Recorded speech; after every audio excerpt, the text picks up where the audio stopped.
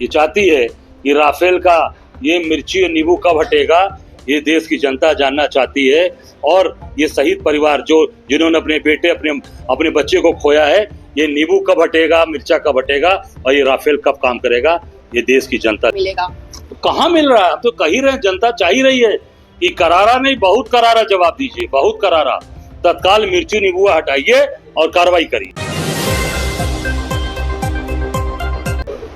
शुरू से मौजूदा सरकार जाति जनगणना के विरोध में रही और अब कुछ दिन पहले केंद्र सरकार ने जाति जनगणना को मंजूरी दे दी है। लेकिन तमाम विपक्षी दलों में जो ये सवाल आ रहा है कि जाति जनगणना को मंजूरी तो मिल गई है, लेकिन क्या 100% जो जनगणना होगा वो सही होगा या फिर कागजी तौर पर सिर्फ देखने को मिलेगा। इसी मुद्दे पर बातचीत करने के लिए हमारे साथ जुड़ चुके हैं कांग्रेस से अजय राजी। जाति जनगणना को मंजूरी मिल चुकी है, लेकिन जो विपक्ष का सवाल है कहीं वो कागजी न रह जाए, पूर्ण तरीके से हो।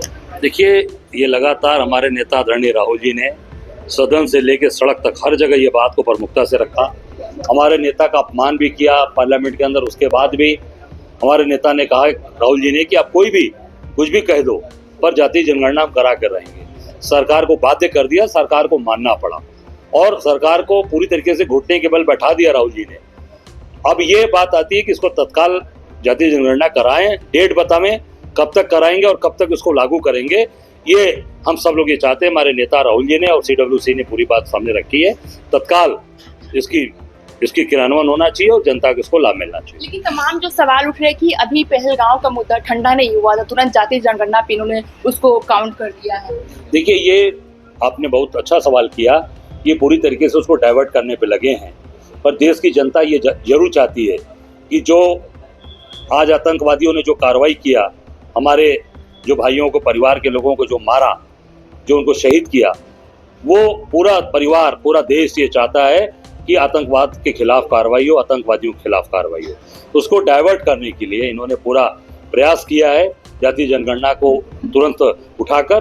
पर ये देश ये भी चाहता है कि आप जाति जनगणना कराइए, जनता को पूरा इसका तुरंत लाभ मिले और आतंकवादियों के खिलाफ कार्रवाई हो, मजबूत कार्रवाई हो और आतंकवाद जड़ से समाप्त हो। क्या लगता है जिस तरीके से विपक्ष ये सवाल करे कि जाति जनगणना को मंजूरी तो मिल गई, कहीं ये कागजी न रह जाए, ये रियल तरीके से हो? इसीलिए हमारे आदरणीय नेता राहुल जी ने और पूरे CWC ने ये कहा है कि तत्काल इसकी डेट बताएं कि कब तक कराएंगे और कितने दिन में इसको लागू करेंगे। जिस तरीके से जो देश का तनावपूर्ण माहौल है, कभी जाति को लेकर के, ऊंच नीच जाति को लेकर के, कभी हिंदू मुस्लिम को लेकर के तमाम राजनीतिक जो किए जाते हैं, पुलवामा के अटैक के बाद तमाम सोशल मीडिया पर हिंदू और मुस्लिम की बातें होने लगी, वीडियो वायरल होने लगी, उसको लेकर। देखिए, मैं इतना ही कहना चाहूंगा कि जब आप कार्रवाई करेंगे, लोगों को प्रभावशाली कार्रवाई, इस देश में, ये देश सबका है, ये हिंदू मुसलमान सिख ईसाई सबका है। आप देख सकते हैं इसी बनारस में बिस्मिल्लाह खां साहब रोज गंगा जी के तट पर बालाजी के मंदिर के सामने 2 घंटा शहनाई बजाते थे। बालाजी भगवान को शहनाई बिस्मिल्लाह खां साहब सुनाते थे। बिस्मिल्लाह खां भारत रत्न, और रोज 2 घंटे शहनाई बजाते थे। ये देश सबका है, सब भाईचारे का देश है। और मैं इतनी बात जरूर कहना चाहूँगा, ये देश में सबकी एक समानता और एक एकरूपता है। इस देश को बनाने में जितना योगदान हिंदू का है, उससे कम योगदान हमारे मुसलमान वीर अब्दुल हमीद का है। जिस तरीके से वीडियो वायरल हो रहे हैं कि जाति पूछ के मुस्लिम लड़के को मारा गया, इस सब मुद्दों पर आप क्या कहेंगे? देखिए, ये सारी चीज़ों मुद्दे को डाइवर्ट करने के लिए ये लोग कर रहे हैं, पर जनता ये चाहती है कि राफेल का ये मिर्ची और नींबू कब हटेगा, ये देश की जनता जानना चाहती है। और ये शहीद परिवार जिन्होंने अपने बेटे अपने बच्चे को खोया है, ये नींबू कब हटेगा, मिर्चा कब हटेगा और ये राफेल कब काम करेगा, ये देश की जनता जानना चाहती है। आप राफेल की नींबू मिर्चा हटाने की बात करती है और भाजपा हमेशा जीरो टॉलरेंस की बात करते हैं, हमेशा कहती है करारा जवाब मिलेगा। तो कहाँ मिल रहा है? तो कह ही रहे हैं, जनता चाह ही रही है कि करारा नहीं, बहुत करारा जवाब दीजिए, बहुत करारा। तत्काल मिर्ची नींबू हटाइए और कार्रवाई करिए। बिहार में अभी चुनाव है, बहुत से लोगों का कहना है कि बिहार के वहाँ पे जातिगत चुनाव होती, तो बिहार को देखने के लिए कई सरकार जल्दबाजी में जातिगत करने का। देखिए, अब जो भी जल्दबाजी में निर्णय लेंगे, अब सब कुछ इनके उल्टा पड़ने वाला है। क्यों? क्योंकि जनता जाग चुकी है।